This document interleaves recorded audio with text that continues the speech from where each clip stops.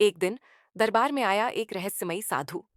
बाल जटाओं में उलझे, चेहरा शांत, लेकिन आंखों में तूफान। साधु ने कहा, हे राजन, मुझे एक ऐसी वस्तु चाहिए जो केवल आप ही ला सकते हैं। विक्रमादित्य ने पूछा, क्या वस्तु? साधु ने उत्तर दिया, दक्षिण के गहरे जंगल में एक दर्पण फाट है, पर यह कोई साधारण दर्पण नहीं। यह हन सच्चाई का आईना है। जो उसमें झांकता है उसे अपना सच्चा रूप दिखता है, उसकी अच्छाइयां और उसके छिपे हुए दोष भी। राजा विक्रमादित्य वीर्यदा ने बिना एक क्षण गंवाए यात्रा शुरू की। रात में जंगल का रास्ता, हवा में अजीब सी सरसराहट और हर तरफ अंधेरा। कई घंटों की कठिन यात्रा के बाद राजा पहुंचे उस स्थान पर जहां वह दर्पण रखा था। लेकिन वहां कोई साधारण द्वार नहीं था। वहां खड़ा था एक बूढ़ा दरबान जिसकी आंखें चमक रही थीं।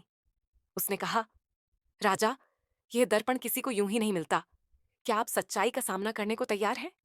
यह दर्पण दिखाता है वो जो आप भी खुद से छुपाते आए हैं।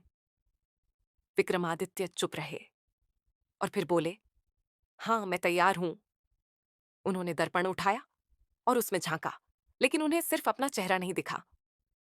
दर्पण में दिखाई दिए कुछ दृश्य, कुछ निर्णय जो उन्होंने लिए थे, कुछ न्याय जिनमें शायद वो निष्पक्ष नहीं थे, कुछ ऐसे क्षण जहां राजा होकर भी उनका दिल डगमगाया था। एक आवाज आई, क्या यही है पूर्ण न्याय? राजा विक्रमादित्य की आंखें नम हो गईं। उन्होंने दर्पण की ओर देखा और कहा, अगर मुझसे भूल हुई है तो मैं उसे स्वीकार करता हूं।